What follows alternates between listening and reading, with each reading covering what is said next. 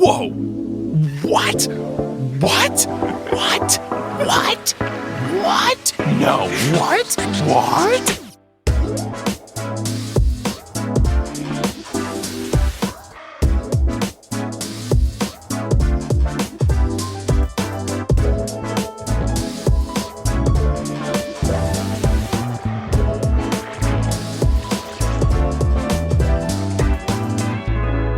What's good? Thank you so much for tuning in to another episode of the Newest Olympian. My name is Mike Schubert. I'm the titular Newest Olympian. I'm a 30-year-old man who never read the Percy Jackson books as a kid, but I'm reading them now as an adult because I'm on a quest to determine if this is a book series that we've all been sleeping on as a society. I'm not on this quest alone, though. I am joined by a repeat guest, someone that I have been wanting to get back on the show, as have many listeners of the podcast. So we're finally making the return happen for Joel Rochester, who you might know from Fictional Fates. Joel, how's it going? It's going really well. As a 22-year-old who's already been on this odyssey of an adventure, I'm just so excited to see, how has it been since I've last been on? And also, just go through the Battle of the Labyrinth and these amazing chapters that we'll be discussing, because I just think it's going to be pretty awesome to see how you view everything now. Yes. When were you were last on? Was it a book 2 episode? Was it that long ago? Book 2. Oh, so long ago. We've grown and met so many new people. I mean, it's been good. Things are ramping up. These chapters are quite intense that we'll be covering. We'll see how much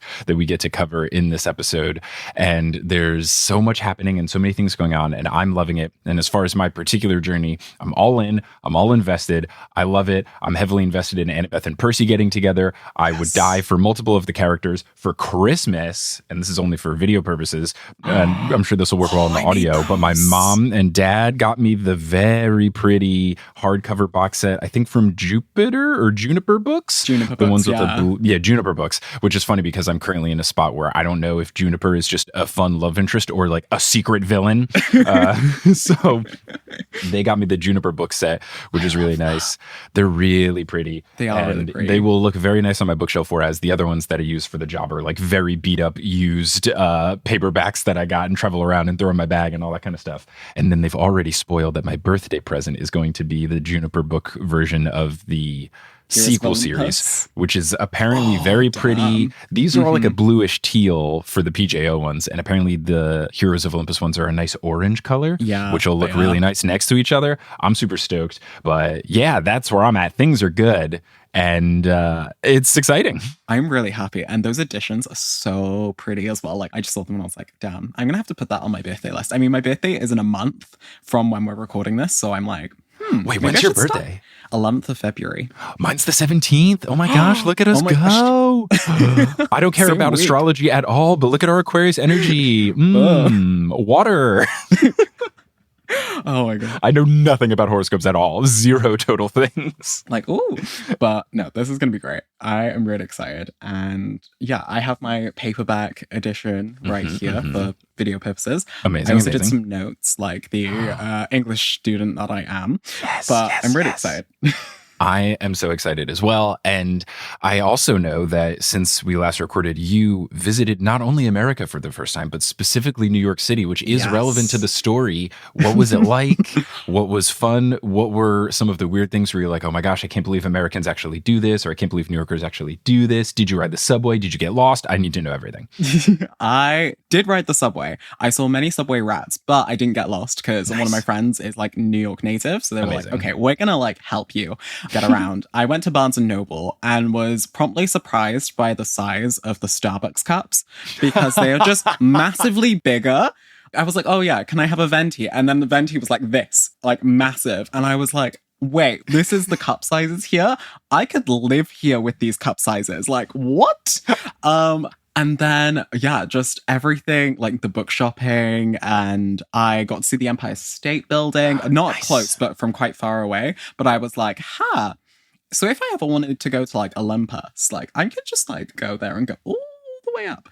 So I just very promptly was just I really like it here. Oh, amazing. I'm glad. And I was crushed that I happened to be traveling when you were in New York. Honestly. But I'm sure it won't be your last time. And definitely not. if all things go well, I should be in Europe in a couple of months. So maybe we can make something. Are you in London? Are you in Wales? I know you are Welsh. I'm Welsh. I moved to Somerset, which is kind of like 2 hours from London, so by train. Okay. But I'm usually in London from time to time. So I can conveniently be in London the time that you're in London. Yeah, we'll try to make that happen. I'm currently in the process of emailing venues saying, hello, I would please like to perform a live show. I promise British people will come. Yes. So we'll talk. But let's talk about Percy Jackson and the Olympian, specifically the remainder of Chapter 9 and as much of Chapter 10 as we can get into. Chapter 9, of course, is called I Scoop Poop, which is just up there in the pantheon of best chapter titles in the series. It's a top contender. It was just like, wow, okay, I guess we're doing this. To the point. Now, because you are a repeat guest, I get to ask you the repeat guest question, which, since this is your second appearance, the question is, who's your godly parent? Or what cabin would you be in? Ooh, my godly parent is Apollo. The first time I took it, I was like, Artemis, great. And then everyone was like, wait, Artemis is doesn't have children. So that can't be your godly parent. I was like, oh, yes. So then I took it again and I got Apollo. I was like, wow, that kind of makes a lot of sense. So yeah, Apollo would be my godly parent. Although if I could choose, would I choose? No, actually, I wouldn't choose any different because when you eventually get to the Trials of Apollo. Ooh, yeah. That's like the trilogy series, right? No, that's the other 5-book series after the Heroes of Olympus. Oh, yeah. Sorry, that's what I meant. I guess like the third set. My brain was trilogy, third set of 5 books. But yeah, I could see how that was confusing. Yes. The third book of the trilogy of quintets. Job security raining down from the heavens. You're like, wow, I've got enough content for the next 3 years. It's so funny when people are like, oh my God, you're going to be making this podcast for 20 years. Like, cool, I'm 30, so that'll take me to retirement. This sounds dope. I mean, we love that. Although there are people who don't, who are like, he's milking it. He's doing, only, some people legitimately think I'm doing it chapter-ish at a time because I'm trying to draw it out. I'm sorry. I just like talking about these books. And honestly, that means I talk about them very in depth. Better than me skipping stuff. True. You wouldn't want me to skip stuff. Come on. They'd be like, oh my God, why didn't you talk about this specific bit and this specific part? So I got to talk about it all. Come on. Exactly. When I did my Percy Jackson video, I read all 5 of them in one video. And so it was I could only talk about my favorite bits, and then I'd always get a comment or two that were like, why didn't you talk about this character, or why didn't you talk about this thing that happened? And I was like, I can't. Otherwise, I'd be here for 2 hours. You would also be here for 12 years. It'd be literally. YouTube's first ever 48-hour video from Joel Rochester. Anyway, we are here to discuss the remainder of Chapter 9, where we last left our heroes. Percy had just talked with a naiad about what to do to clean away the poop, and the naiad was semi-helpful, basically saying, here's something you can use, but I won't tell you what it does because this is a book and it's more fun if we all find out in real time. So Percy returns to the stables, and the flesh-eating horses are living up to their name. They're eating some flesh, and he is conflicted because he doesn't want to use the river. He feels bad with the naiad and all of that. But he also doesn't think that the land being formerly underwater would help him in the present. So he takes the tiny calcified shell that was in his hand and he throws it into the poop, and he's about to turn around and walk away, convinced that this wouldn't work. But then he hears a sound like a balloon letting out a slight bit of air, and then he sees a tiny spout of water shooting out of the dung. So Percy commands the spout of water to get bigger, and then there's a large spoosh that erupts, and water shoots 3 feet into the air, and I could just picture this. It was great. And then Percy says, it was impossible, but there it was. And this is Percy definitely not sounding like a teenager anymore, but still sounding very cool. But this was one of the few times where I think Rick made it sound more profound than a 14-year-old potentially would have worded it. Definitely. It was kind of like, oh, yeah, I totally meant this to happen, but I'm clearly oh, of course. Yeah, just like how we drew it up. Yeah, I totally did that. And I think this is one of the times where Percy's kind of I need to watch how much of my godly power I'm using on these shells, because as we're soon about to find out, things go a bit almost awry. Yes, I think this is the first time where we truly have a situation where Percy's powers almost get the better of him and get to the point where he can't control it anymore. Because we've seen him first discover his powers, and then we've seen him kind of understand what he can do. And then in Sea of Monsters, we saw him kind of learning on the fly, where he was swimming and with Annabeth with the candle wax in his ears and all of that. And he was thinking, maybe I can do this. And then it does work. I think this is the first time where we have something where he goes, oh, this could have gotten really ugly really quickly. And thankfully things are okay, but it makes me wonder, is there going to be a situation where, I don't know, he causes a really big wave that gets out of control, and do people get hurt? It's at least a possibility now. Yeah. And I think even if that did happen, it would be quite a learning experience, because it's like, now you know what your powers can do if you don't use them responsibly. Yeah, for sure. So one horse comes to drink from the water, but the horse is grossed out by it being salty. Percy is not really sure what he's doing, but he starts digging up shells from the ground and then just chucking them into the muck all over the stables. Springs start to pop up all over, and the horses cry, "Stop! Meat is good! Baths are bad!" They're like, please don't give me a bath. I don't want it. I don't want to be clean. Which does remind me of, we were hanging out over the holidays with my niece and our nephew. My niece is just turned 6, nephew just turned 2.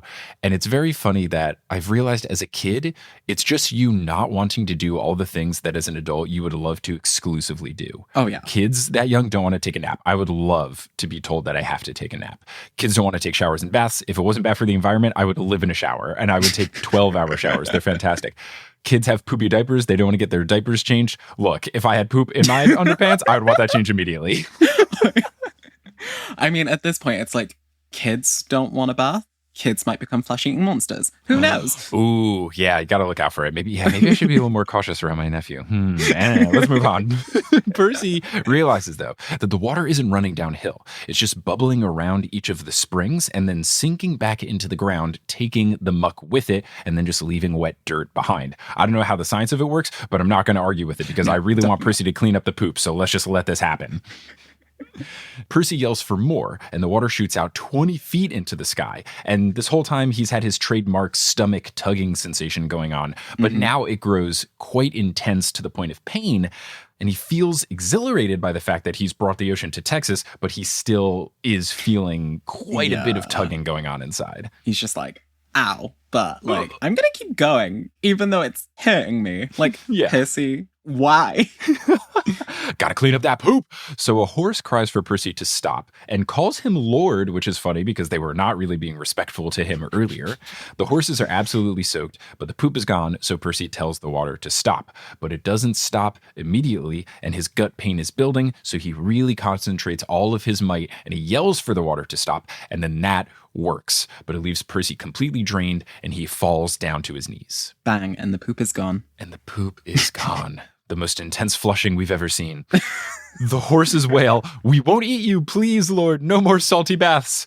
And Percy says that he will stop on one condition, that they only eat food from their handlers, not people, which I love Percy trying to reform these horses in his wake. Yeah. Good, just doing good all around. It's just like, yes, please from now on, just be good, or I will come back and give you a salty bath all over again. It's okay if you eat flesh, just the right flesh, not someone's flesh that they're using. Exactly. Percy leaves as they promise to be good flesh-eating horses. He runs off to the house, and the narrator Percy says, quote, "I smelled barbecue before I reached the house, and that made me madder than ever because I really love barbecue, and I'm glad Uncle Rick hit his quota where he has to talk about some sort of Texas food once per book."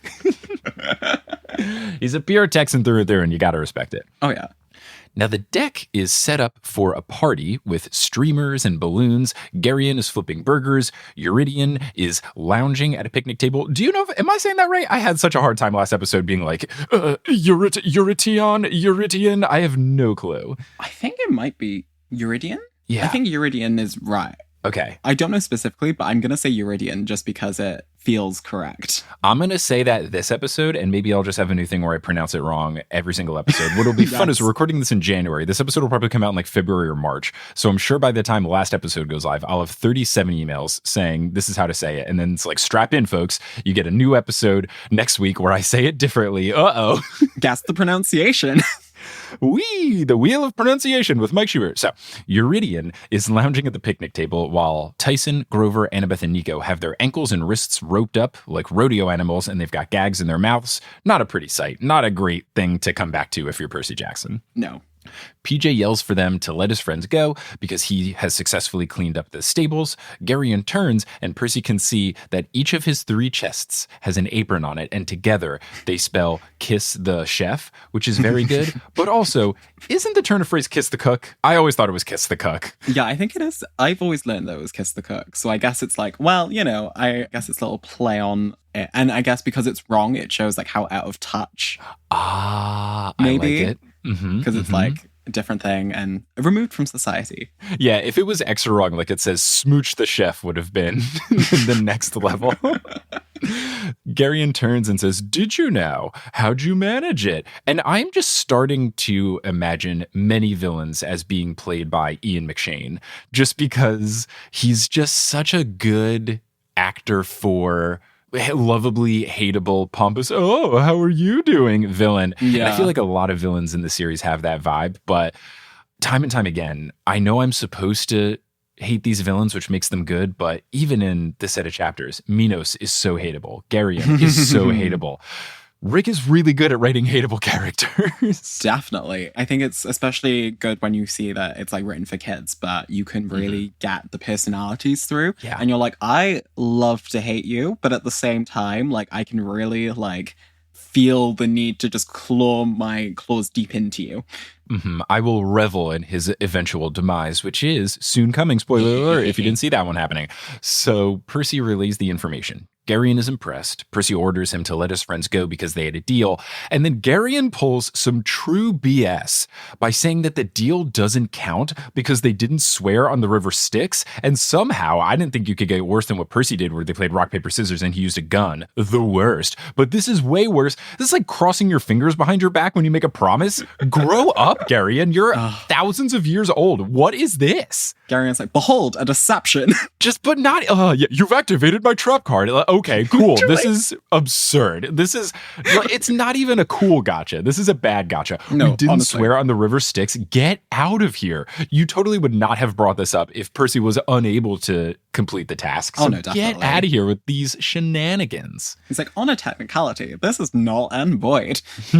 But it does allow for a very cool fight scene. And honestly, it's been a couple chapters since we've had a very cool fight scene. So I'm not going to argue with the result. It's not the journey, it's the destination. True. So Percy draws out Riptide. Geryon says, "Eurydion, the boy is starting to annoy me. Kill him." And then Eurydion, or Eurytion, looks to Percy. He looks him up and down and then says to Geryon, "Kill him yourself," which is a fun little henchman turn. I love the classic henchman not going to do the main guy's bidding anymore. And I like that Eurydion has done it. Honestly, like, if you're going to have a henchman, at least, like, give them fair rights, give them, like, a workable, like, partnership. Like, if you're not going to treat your partner or henchman correctly, they're going to turn on you. So I was like, yeah, I would support Eurydion if he went on strike. Was just like, no, I'm not doing this. Bye. Right. This is why if you are a boss or anything, pay your employers what they're worth, treat them well, because the workers have the power. Exactly. Especially when we're talking about Percy Jackson or like books and stuff. HarperCollins employees are on strike, the union, and HarperCollins have not responded to them, and it's been like 2 months. Yeah. What major book series are published under HarperCollins so I can make sure I don't buy books from them? Ooh. There are quite a lot of books. The strike union does have like a bookshop that you can buy HarperCollins books from so that it supports the union as well. Amazing. So I will be sure to send you a link to their Instagram. Yeah, send me that and I'll put that in the description of this episode. So if people want to check that out. Because I know there's a big thing. There's like 5 big main publishing companies, right? And I'm assuming HarperCollins is one of the 5. So just 20% of books are now potentially off limits. Yeah, it's been a lot, but they're striking and they're still strong and solidarity is there. So we're all like, Yes. Keep the strike going. Don't cross the line. Let's go. If we could go without eating Kellogg's cereal for a couple months, we can also go without HarperCollins books. We can do it. We can do this.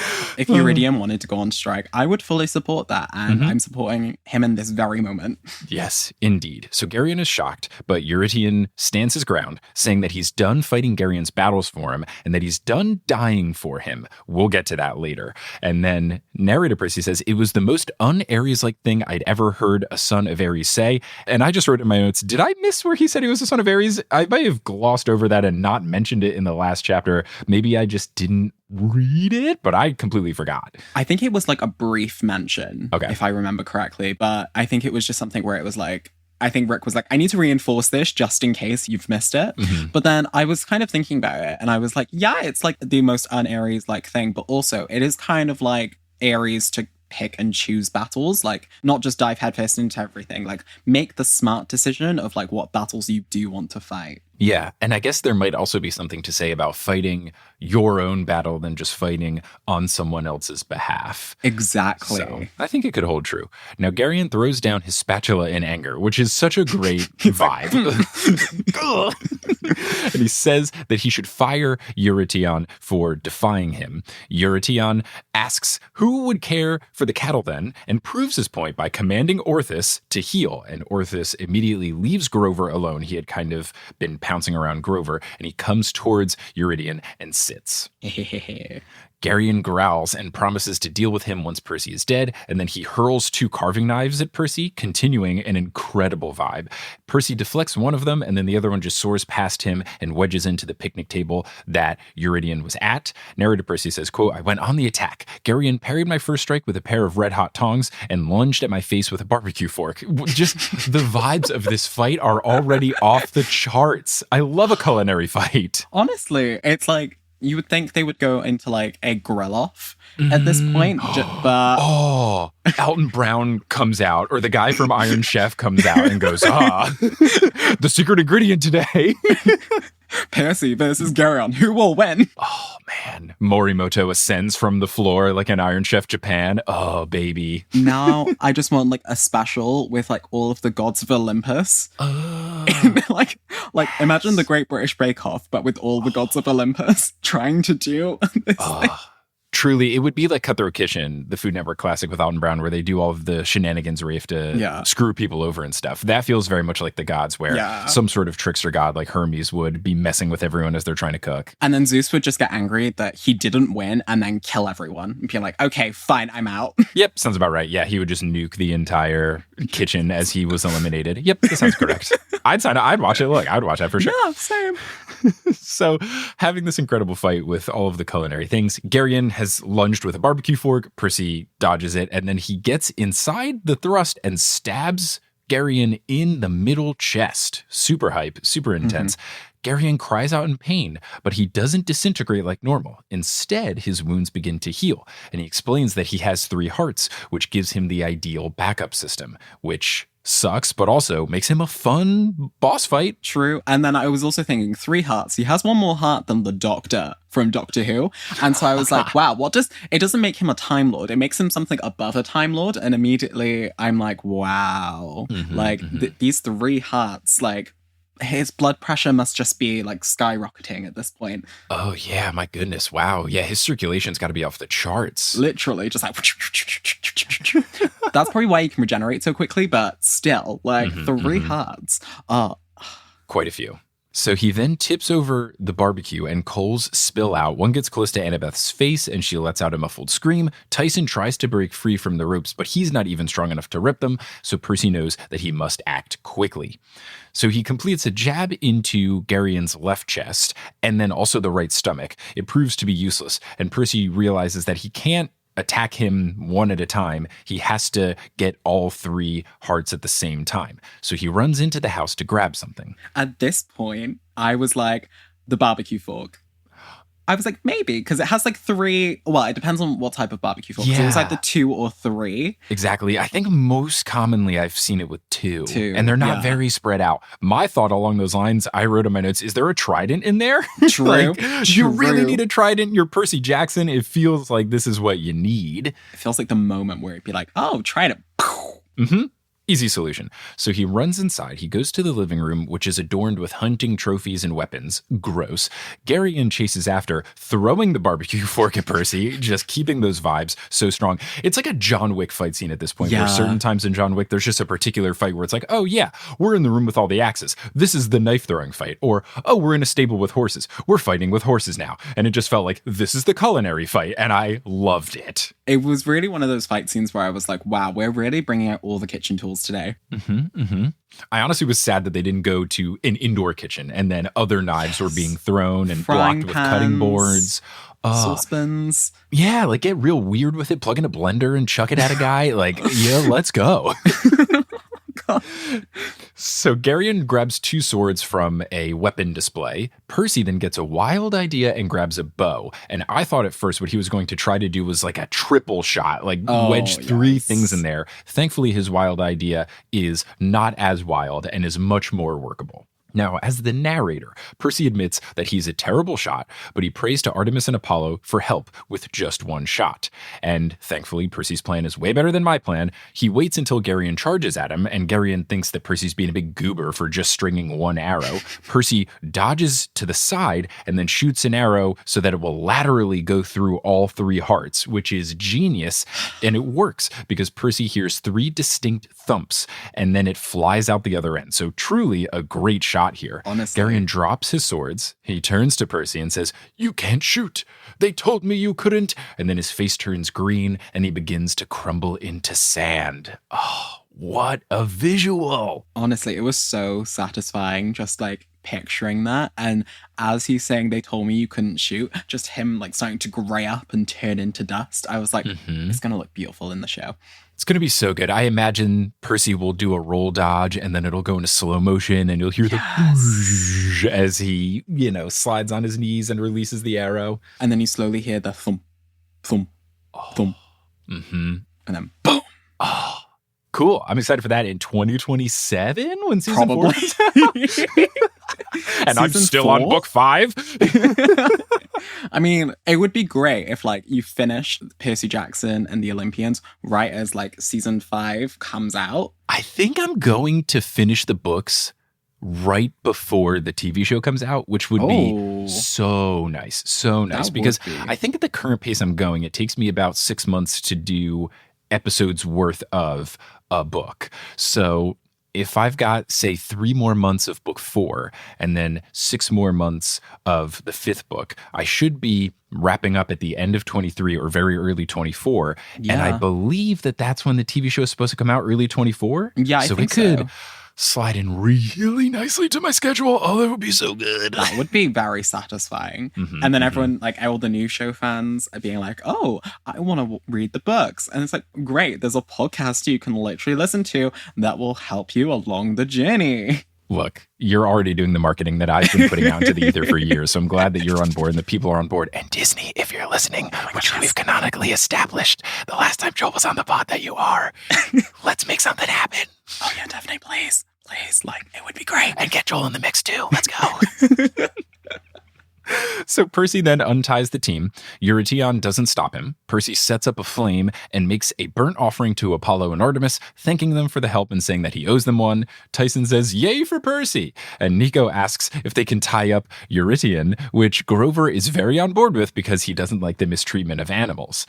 Percy asks Eurytion how long it'll take Geryon to reform, and Eurytion guesses about 100 years, saying he's not one of those quick reforming monsters. Luckily, that was my favorite bit. It was like, luckily, he's not one of those like quick reforming gods. And I'm like, 100 years free from like your overbearing boss. Beautiful. Just the greatest out of office messenger ever. Geryon will be back in 100 years. Nice. Honestly. Though I miss, and I guess you're in the same position, because are you just still a student? Are you full-time with your booktubing stuff, or are you gearing up to be? Full-time at the minute. I still do student stuff, but I'm on a break at the minute, so I'm like just here existing. Yeah, because I guess both you and I have the problem of I don't really ever get to be free from my boss because my boss is me. Yeah, it's just like I stare at the mirror is me, and I'm like, oh, great, I guess we have to work today. And it's like, if I don't work, I will be angry at myself. So. Yeah. Anytime I put something on my small business credit card, I'm like, oh, sweet, the boss will pay for that. And then I realize I'm the boss. I will pay for that. I will be paying for this. I'm saving on taxes, but that's it. Ugh. Anyway, Percy brings up what Eurydion had said before, which is that he died for Geryon too many times. And Percy asks how that's possible since Eurydion is a demigod.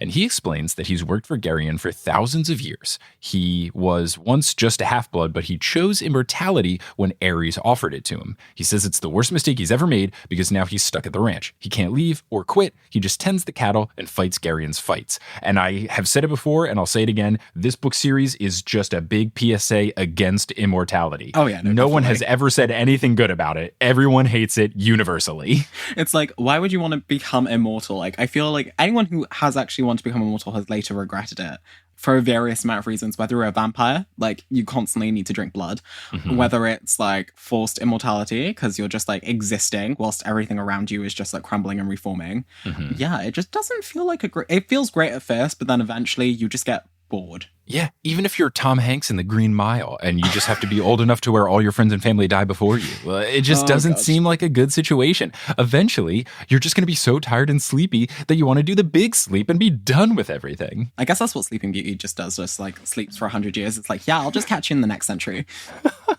Gosh, being alive forever, just having to understand memes for 100 years? Oh my gosh. Having to be up to date with what the kids are doing and what the slang is for 100 years? No, thank you. Yeah, I would rather be like in my early 20s an immortal than be in like my late 40s an immortal. Yeah, I don't know. It's one of those things where I always try to think about, if I had to be stuck at one age, what would I be? And I feel like with each year older I get, I go, this is the age. But early on I was like, I want to be 22. It's like, I want to be 26. I'm like, being 30 is quite chill. I'm enjoying myself. I mean, I'm sure when I get to 30, I'll be like, okay, yeah, this is the chill period. Look, there's pros and cons, but I do have to wear orthotics in my shoes now. So, things change. Noted. Percy encourages him to try and change things around the ranch. Try to be nice to the animals, care for them, don't sell them for food, and cut ties with the Titans. Eurydion gives it some thought and says that'd be all right. Percy says with the animals on Eurytion's side, Geryon might have to work for him when he returns, really turning the tables. And Eurydion says, now that would be all right. Really, I like the sound of this. Oh, yeah. And he's quite excited. He says that the team is free to go. Annabeth asks who paid for their safe passage because Geryon had mentioned that before.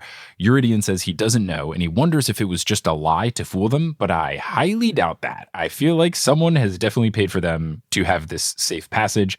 Potentially it's part of this whole Kronos Luke bargain situation that keeps getting referenced, but it feels like someone wanted them to be okay to set something up. I am not going to say anything about that. And your trapdoor will not activate. Huzzah! Percy asks if they IM'd the Titans yet, and Eurydion says no, they haven't. They were waiting until after the barbecue. Nico glares at Percy, who realizes that Nico probably isn't really stoked about joining them on the quest. Percy tells Nico that he could stay here and be safe until they finish the quest, and Nico very sassily replies, safe, in italics. What do you care if I'm safe? You got my sister killed. Oh, Nico. Oh, my sweet child. He's entering being 13, right? He's 12, so he's approaching 13, which in America is 7th grade, which is the worst year of at least my life and most people's lives from my long-standing stance of 7th grade is the worst grade. He's getting into that bad sass territory. Yeah, and it will continue, but it's just... Nico is one of those characters that I'm like, you go through so much at such a young age, and he goes on, I think, one of the best character journeys, in my opinion, like throughout the rest of this series into the next series, and hopefully in the new novel that's coming. Well, novels that are coming out. Oh, I didn't know it was multiple. Literally it starts and ends with, I know that it's Rick and Mark Oshiro together, who I've met, and Mark is a delightful human being. Mark is so nice. One of the nicest people I've ever met. I knew that they are writing it, and I know it's about Percy and Nico, and that's it. I don't know if it's a flashback, flash forward. I know no details. I don't want to know any details. I think I know how many pages it is, though, because someone tweeted about it. They're like, oh, it's 359 pages. And then they tagged me, and I was like, cool. Yes. It's about Nico and another camper going somewhere. Okay. Yeah, let's keep it as vague as possible. Yeah. But then we have Percy Jackson and the Chalice of the Gods. Ooh, okay.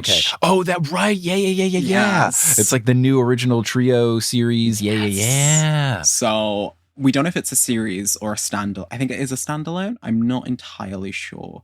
But I think they've only announced the one book so far. Yeah. But I know it's got at least the trio in it. Again, I don't know where it happens time-wise, and I don't want to know. I'm excited at my lack of knowledge. I know a little bit, but it's like not enough to gauge anything so far. So both of those books I am really excited for. And yeah, I can't wait to see what happens in both those books. I'm very excited as well. I'm very much looking forward to it. And yes, I'm looking forward to Nico's development. I would assume, and I don't know if he's in the next 5 books or the Trials of Apollo. I figured this is not the end of Nico D'Angelo. And I look forward to older Nico, who hopefully is chilled out a little bit more. And then I can appreciate him for the person he is and the stuff he's gone through. And I can be happier, even more so, with a more chill Nico, because he was once a very grumpy and justifiably grumpy teenage, preteen, even kid. Oh, yeah. So I'm excited for future Nico. So I'll just have to see how that develops. But yeah, he's allowed to be a little moody given, everything he's been through. It seems like a tough situation for my guy. And plus, with the age he's at, it's kind of like that perfect time for the moodiness to set in. And I think the way that Rick writes it is so relatable for like people who have gone through that kind of like age. And I'm just like, wow. Like at the end of it, I was like, I'm going to adopt this child. I was like, I just want to hug him. Literally. I was just like, you need taking care of in like all the ways. He really does. And yeah, I had my moody moments when I was his age, but the reason I was moody was, oh no, I didn't get invited to the movies with my friends. His sister died. The stakes are way high. It's so different. It's like, what? Who cares that Erin Putrelli didn't invite me to see Mr. and Mrs. Smith and she invited Josh, my best friend? Like, it doesn't matter. Nico's sister died. This is way more important. So different. Annabeth steps in to say that it wasn't Percy's fault and that Geryon wasn't kidding about Kronos wanting to capture him. She adds that if Kronos knew who Nico truly was, he would do anything to get Nico on his side. And then we get this very intense back and forth and other forth when Percy gets in the mix too. Nico says, I'm not on anyone's side and I'm not afraid. And Annabeth says, you should be. Your sister would want, which no, you don't, touchy. Why are we opening this box? Nico says, if you cared for my sister, you'd help me bring her back. And Percy says, a soul for a soul? And Nico says, yes. And Percy goes, but if you didn't want my soul? And Nico goes, I'm not explaining anything to you. He blinks back some tears and says, and I will, in italics, bring her back. Percy says, Bianca wouldn't. And it's like, dude, you guys got to stop talking about what Bianca, this is not the right audience for this. Percy says, Bianca wouldn't want to be brought back. Not like that. And I just thought of the Matrix, not like this. GIF. Not like this. Not like this. Nico says, you didn't know her. How did you know what she'd want? Honestly, good point by Nico. They barely knew her. Yeah, they got a sense, but she wasn't around for that long. Yeah, true. Percy stares at the flames and thinks of Annabeth's prophecy, specifically the line, quote, you shall rise or fall by the ghost king's hand. And Percy realizes that that is Minos, so he has to convince Nico not to listen to him. Percy says that they should ask Bianca. And Nico says that he's tried, but she won't answer. And Percy says to try again now because he has a feeling she will with him here. And Nico asks, why would she? And Percy says, because she's been sending him iris messages.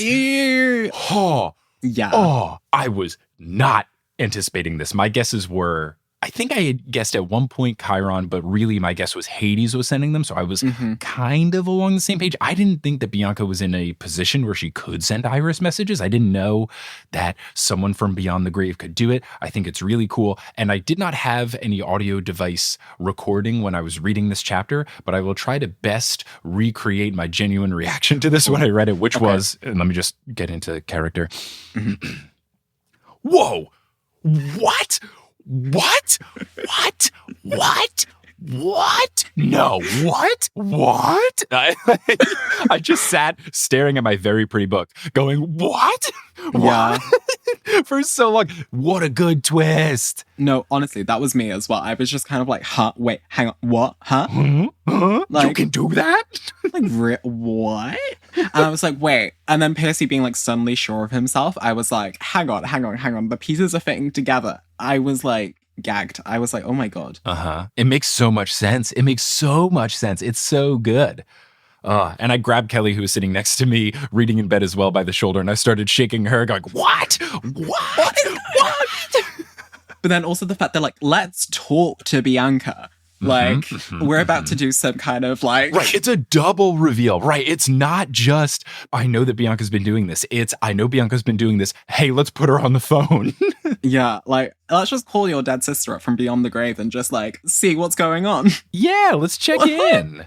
Oh, so good. So good. These books are so good. Yes. Percy says that she's been trying to warn him as to what Nico has been up to. Makes perfect sense. Nico says it's impossible, but Percy says only one way to find out, which is a great thing to say here. Yes. Percy turns to Eurytion and says that they need a pit, food, and drinks. Annabeth warns that this isn't a good idea. Nico's on board, which makes me think this is definitely not a good idea. Yeah. Eurytion says there's a whole dugout back for a septic tank. We could use that. Cyclops boy, fetch my ice chest from the kitchen. I hope the dead like root beer. And that is the end of chapter 9. And we will take a break here for the Admiral of the Labyrinth, talking about fun updates. Maybe I'm announcing the aforementioned potential London live show dates. Who's to say? Whoa!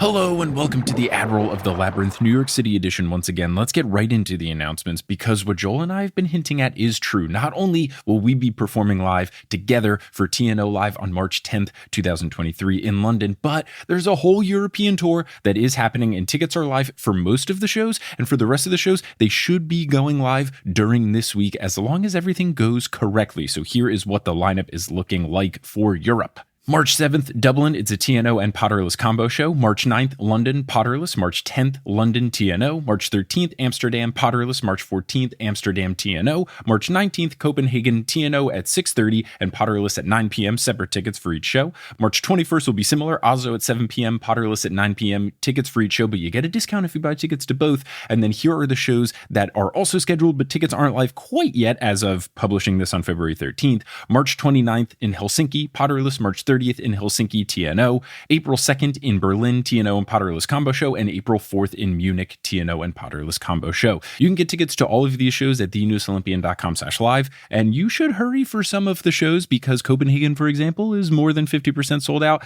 Some of the shows are going pretty quick, so head on over, get those tickets. It will be a very fun time, and make sure you're following us on social media at Newest Olympian on Twitter and Instagram because once the Helsinki, Berlin, and Munich tickets are live, I will post about them. In addition to that reminder, we've got 4 shows coming up in California. Got a TNO and Potterless Combo show in San Diego on February 20th. Got 2 shows on the same night in Los Angeles, February 21st, TNO at 8 and Potterless at 10, and a discount if you get tickets to both. And then February 23rd in San Francisco at TNO and Potterless Combo show. Again, tickets to those are live at thenewsolympian.com/live. And then I'm coming to other places throughout the year. Tickets aren't live yet because it's in the future, but I'm coming to the Pacific Northwest and the Midwest in the US and to Canada and other cities. You can go to my personal website, Schubs, schub.es/tour, and you can see those upcoming dates. Tickets aren't live. They won't be live for a little bit, but if you just want to see what's out on the horizon, I've got stuff planned through August 10th so far, and then there should be some more shows coming later in the year, like in the Northeast United States in the summer/fall. Now, maybe you live in a city that I haven't talked about thus far. Well, I'm doing a digital live show for my basketball podcast, Horse,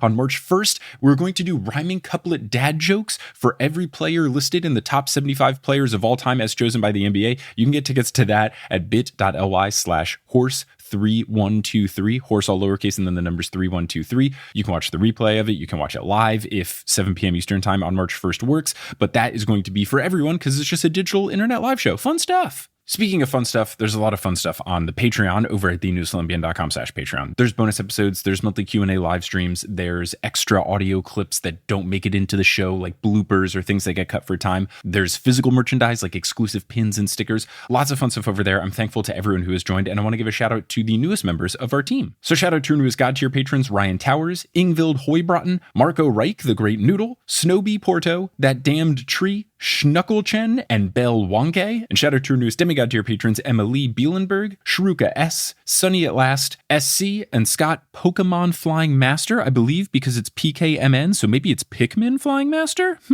I don't know. So either Scott Pokemon Flying Master or Scott Pikmin Flying Master or Scott Pokemon Flying Master. Thank you for your support, and thanks to everybody else. Also want to do a name correction for Hamani Agrawal, and shout out to Sarah Elise Arntzen, who upgraded to the Mega God tier. Thank you all so much for your support. May Zeus bless you that whenever you are flying by plane, if you want to take a nap, you're able to take a nap. If you want to stay awake and get your work done, you are. If you watch a movie, you are able to finish it before the plane lands. Same thing with a book. Just hoping that you have great air travel in your future. Now, let's say you're all caught up on the newest Olympian and you're looking for a new podcast to listen to. I make a bunch of podcasts. I'm very biased, but I think they're very good. I think you would like them as well, because if you like this show, there's a good chance you'll like the other shows. One of the other shows that I've made is called Modern Muckraker. It is a scripted show where I play a character, someone who is convinced that he is completing the world's most important investigative journalism, but really the questions that we answer are absurd, such as, when should Spider-Man take the subway instead of web swinging? Or if you lost half of an orchestra, what remaining instruments would create the worst possible sound? We had a team of writers, a producer. We did interviews with loads of overqualified experts. It was goofy and silly and so much fun, and you can listen to all 4 episodes of season 1 at modernmuck.com or by searching for Modern Muckraker wherever you get your podcasts. Also, just an update on what Joel and I were talking about with HarperCollins. The union has come to a tentative agreement with HarperCollins publishers, so if you want to read more about that, I'll put a link to that in the description, but I'm recording this right now on February 12th. They reached an agreement a couple of days ago, so that seems like there's progress. Hopefully they'll come to a legitimate agreement. And before I wrap up here, you're going to hear words from a few sponsors who make it feasible for me to be a full-time podcaster. Some of these ads will be read by me, others of them won't. The ones that are not read by me are inserted locally, so if you live in Gabon, don't be surprised if you hear an ad in French, because according to the internet, that's the official language of your country. And once those ads are complete, we'll get back to this episode of the newest Olympian.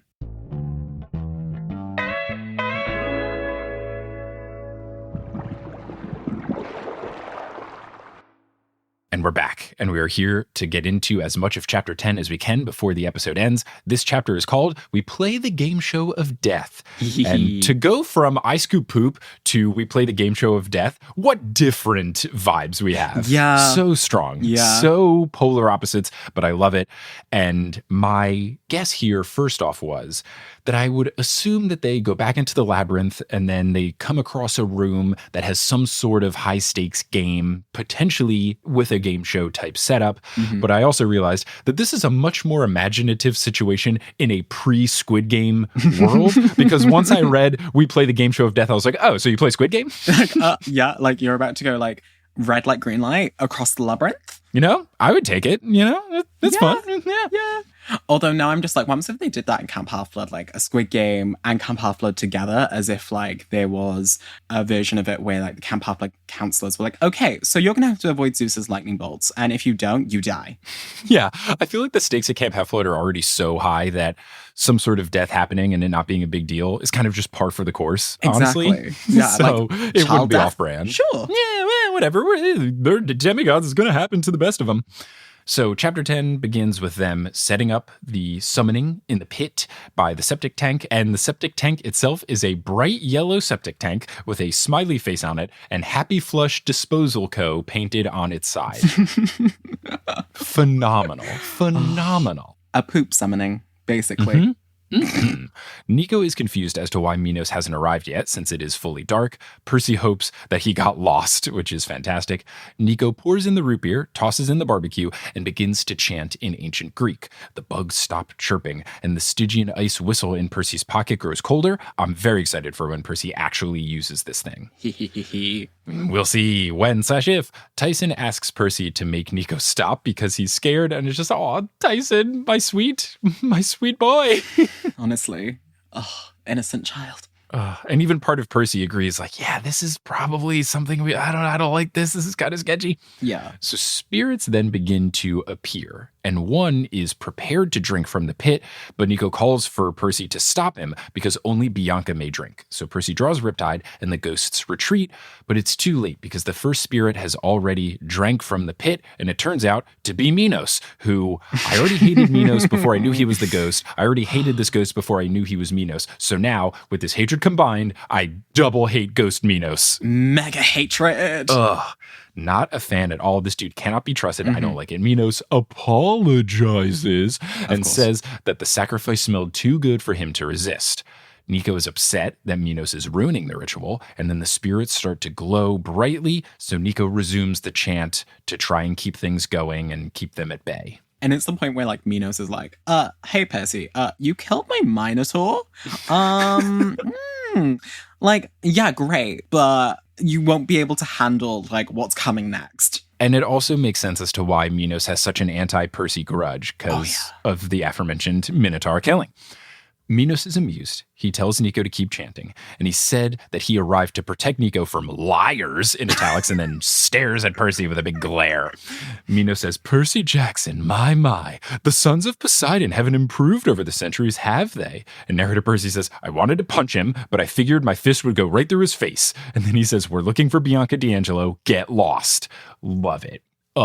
Great stuff here. Minos is just like a sassy villain. And it's like, I love it. He's like, I'm going to keep you from liars. Like, and just like side eyes them like, I'm talking about you. Stroking his spear-shaped beard, which is so gross.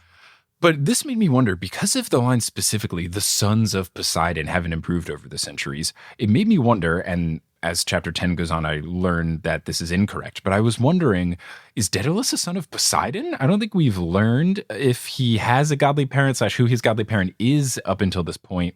But was he referencing someone else, and was I just being a goof? I think it was Percy and Tyson. Okay, it's just the two of them. Yeah. I didn't know if there was like a specific son of Poseidon that he had a beef with. Oh, wait, but is Theseus a son of Poseidon? Maybe that's who he's referring to. Ooh. Who are Theseus's parents? Time to pull out the good old. Because Theseus originally fought the Minotaur, yeah? Yeah. Theseus is the son of Aegeus, king of Athens, and sometimes the son of the god Poseidon. Okay. So I guess Rick's like, I'm going to go with this interpretation of the myth instead of the other interpretation. This one fits my narrative, so we're going to go with this one. Yes. So I guess that could be the reference as well, because my understanding of Theseus and the Minotaur and all of that, Minos would also not like Theseus. So I guess that could be the reference. But at this time, I was wondering, Daedalus? Question mark? He's like, oh, damn. Another son of Poseidon killed my Minotaur. Damn it. Ugh. Got to stop making a habit out of this. Now, it did also make me think of something. When Chris Rodriguez earlier was in the basement, he said something about the son of Poseidon, and Percy got the sense of, okay, he's talking about someone, but it feels like he's not talking about me. So that made me think more it could be Daedalus, but I am incorrect. I still wonder who Chris Rodriguez was talking about. Maybe there's some other son of Poseidon out there. I'm quite interested. This book is good. There's so many seeds planted that are finally starting to pop up, and it seems like they're all evenly coming up and only little things are getting answered now. It's it's good. What a book. The thing I love about the series is that Rick will be like, I'm going to introduce a mystery here, and I will answer it like 1 or 2 books later, but you will remember and you will feel so satisfied with the answer. It's perfect. Yeah, and this is something that I feel like happens each book too. Around chapter 4-ish, 5-ish, you get seeds being planted, or maybe even earlier on. There's always some chapter early on where it's just seeds being planted, and I don't realize it until I'm editing the episode for it or performing it live or something, when I realize, oh, my guest for 60 minutes just said, because they can't say anything. Spoiler. And I feel so bad. Yeah. It's like, oh, wow. My guest wasn't contributing a whole lot. Oh, because they literally can't by the conceit of the podcast. Cool beans, Mike. I'm sure they had a very fun time. It's just like, spoiler alert. Spoiler. Huh. How many different ways can I confirm that you have said something, but not actually reveal anything? How many different acknowledgement noises can I make? Exactly. Where it's just like, oh, ooh, ha, Yeah, it's one of the things where maybe if I had enough planning, I could save someone's time and just have a soundboard as my guest.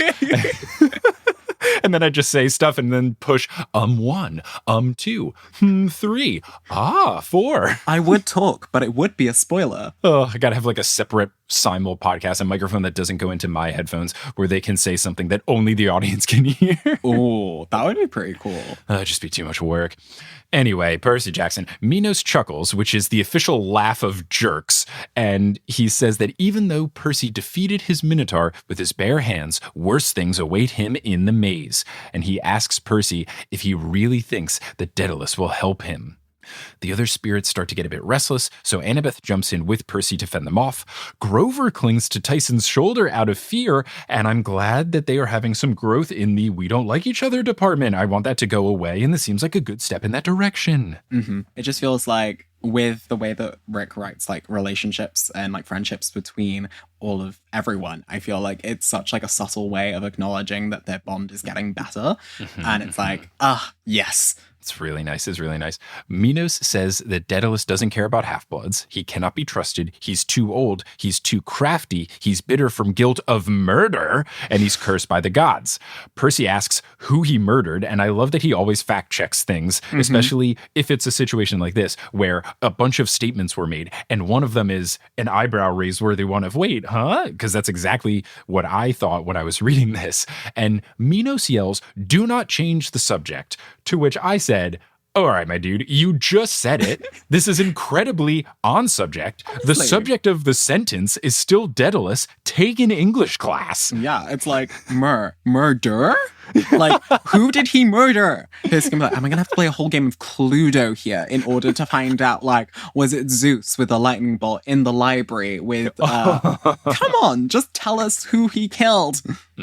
Now, this will get answered later on in this chapter. Yes. We'll see if we get there, but we are running out of time.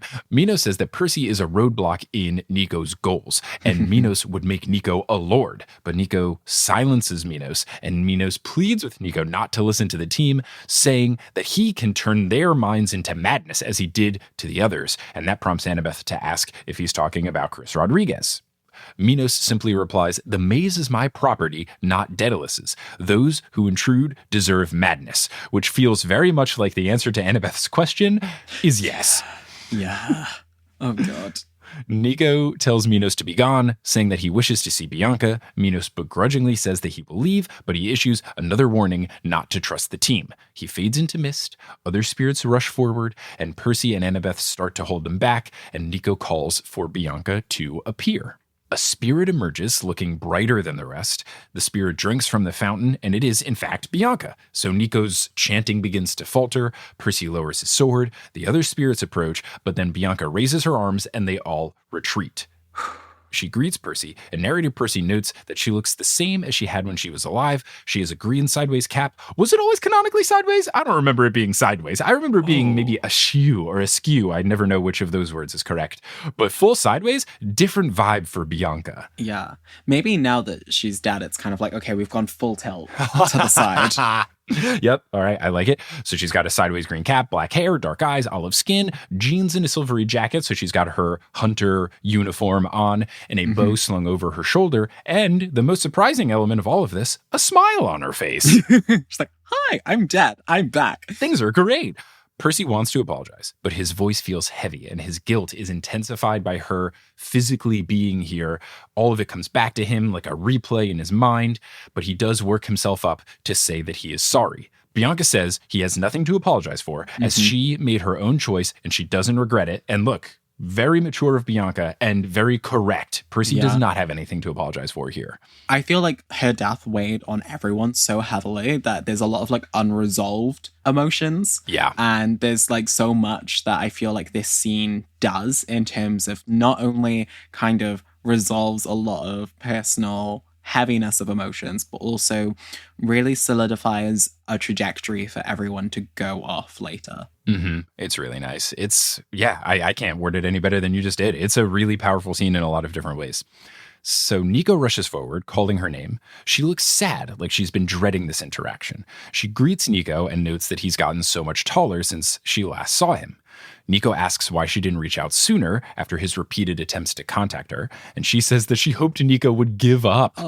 She's really not looking forward to all of this. It's so hard because it's like, I bet it's not only would have been hard for him, but it was probably doubly hard for her because she's like, I know I have to be dead, but if I see him, I'm going to want to come back. And it's like, oh, the pain. Yeah, it reminds me of, I was watching the first Lord of the Rings movie, The Fellowship of the Ring, last night with Kelly and my family, and it's sort of reminiscent of when Gandalf has the ring at the first point, like it's on the floor and he tries to pick it up and then Frodo gets it and Gandalf has this back and forth of, I want to try to do it and I know I'm powerful, but even if I had it and I tried to use it for good, it could overtake me and all that kind of stuff. So it's one of those, this is hard because the more I come to grips with this thing I would like to avoid, the harder it is for me to turn it down. It's kind of like that compromise of you want to be selfish, but you know for the greater good, you have to be like selfless and not try and take it for yourself. Totally. So Nico is confused and sad, saying that he's just trying to help her. Bianca says that she is beyond help and that Percy is right. Nico blames Percy for her death and says that Percy is not her friend. Bianca holds out a misty hand towards Nico's face and tells Nico that holding onto a grudge is a bad idea for children of Hades since it's their fatal flaw. And my question here was, not everyone from the same cabin has the same fatal flaw, right? Maybe it's just like a tendency that people from the Hades cabin would have this flaw? I think so, yeah. I feel like it's kind of like we all have this kind of topic and we all manifest it in different ways. Yeah, all from the same general idea, but not always the same specific thing. Yeah. She implores Nico to forgive and to promise her that he will do so, but Nico refuses. Bianca says that Percy is worried about Nico and that he can help, which is why Bianca did the iris messages. She hoped that Percy would find Nico and see what he was doing. Nico asks why she's helping Percy but not him, adding that it's not fair, and Bianca says, quote, "You are close to the truth now. It's not Percy that you are mad at, Nico. It's me." Nico denies, but Bianca says that he's mad at her because she chose to be a hunter, and he's mad because she died and left him alone. She apologizes for leaving him alone, and then says that he must move past the anger and stop blaming Percy for her choices, otherwise it will be his downfall. It's the brilliant piece of like sisterly advice. Annabeth joins in to say that Bianca is right, for Cronus will twist any desire in order to get people on his side to do his bidding. Nico says he doesn't care about Cronus, he just wants Bianca back. Bianca says that he can't have that, and Nico says that he can because he's the son of Hades. She warns him not to try, saying, "If you love me, don't," but then the spirits gather around the team and begin to whisper, "Danger, danger." Bianca says that Tartarus is stirring because Nico's power draws the attention of Cronus. She says the dead must return to the underworld because it's not safe for them to stay here. Nico pleads for her to stay. She says goodbye and that she loves him and to remember what she said. And the narrator Percy says her form shivers and the ghosts disappear, leaving them alone, quote, with a pit, a happy flush septic tank, and a cold full moon. And I got to give a shout out to Rick Riordan because I was wondering, why is the little septic tank silly? And the reason it's silly is because this interaction is very sad and you can at least have a little bit of a smile at the end of this subsection of the chapter, which is really nice. And I appreciate that he puts these little things in there so you can at least have a brief moment of joy after a really tough conversation. Honestly, and I just, as you were reading that last part out, I just had a revelation of my own, which you won't understand until you've read everything. And I'm currently like having like an internal crisis of like, oh my God, this future thing is going to be so painful. Ooh, yes, I'm gonna get crushed. Let's go. And then I feel the crushing. Oh wow. Okay. I will have to discuss this at some point somewhere. We will see. So I feel like that is a good place to stop this episode. A bit of a happy note because we're about to get into what the rest of this chapter is some tough stuff, but I believe we will be discussing it with you. So fear not. For the listeners at home, if you enjoyed this, we will be resuming this next week. But in the meantime, Joel, thank you so much for coming on the pod. Glad to have you back. If people want to find you doing stuff, where can they find you doing stuff? I'm really happy to be back. I mean, everyone was messaging and DMing me about being on there. They were like, no way. And then they were like, you were so good on the episode. Go back. And I'm like, I will go back. I will come back. But if you want to find me, I'm on YouTube, Instagram at Fictional Fates. Should be on TikTok probably by the time this episode comes out. So you can find me on TikTok at Fictional Fates as well. And yeah, just follow me on all the platforms, and probably I'll be discussing Rick Riordan at some point in the near future, as always. So amazing. Well, thank you again, listeners. Thank you for listening. And until next time, as we go through some very cool and not sad and terrifying dreams at all, they're very fun dreams that Percy is about to have. Until then, I'll Percy you later.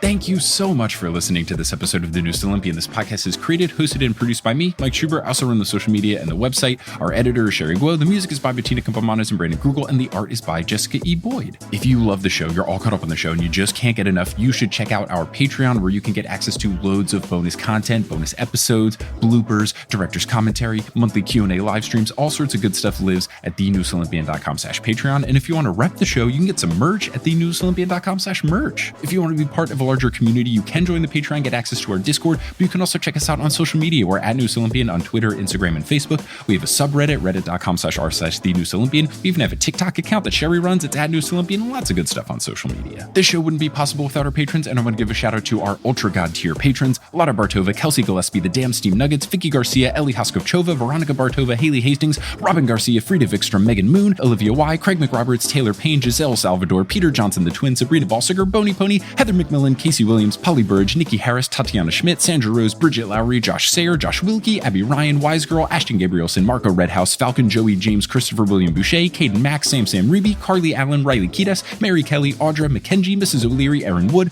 Rodith Kalna, Milo Kim, Fred Cabras, Harlan Christ, CC Reeds 23, Sandkoff, Julia Kendall, Emil Oscar Thomason, Liz Cardigan, Michelle Spurgeon, Zachary Hamilton, Sarah Neal, Ricky, Francesca Pacheco, John Drillsma, Demigod Nurse, Rayla Matthews, and Riley Draken. If you want to help out the show in a non-monetary way, tell a friend about the show. That really helps a ton. Reach out to someone directly and say, hey, you love Percy Jackson, or hey, you've been looking for an excuse to read Percy Jackson. There's this podcast. It's very good. The host is very humble. You could also talk about us on social media or leave us a rating and review on whatever podcast app you're using. All these things help, and I really appreciate all of you who have done that or will do it in the future. But I'm just so thankful that you tuned into this episode, and I hope you tune into our next episode, where we will be joined once again by Joel Rochester, this time finishing up chapter 10 and getting into a good chunk of chapter 11. But until then, I'll Percy you later.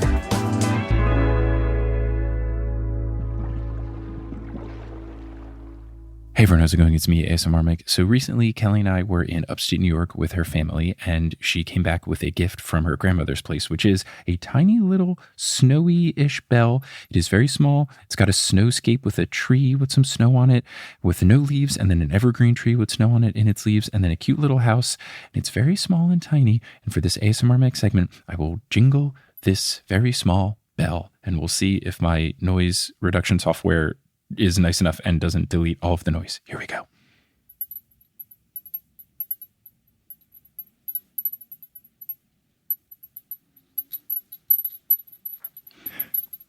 Thank you for listening.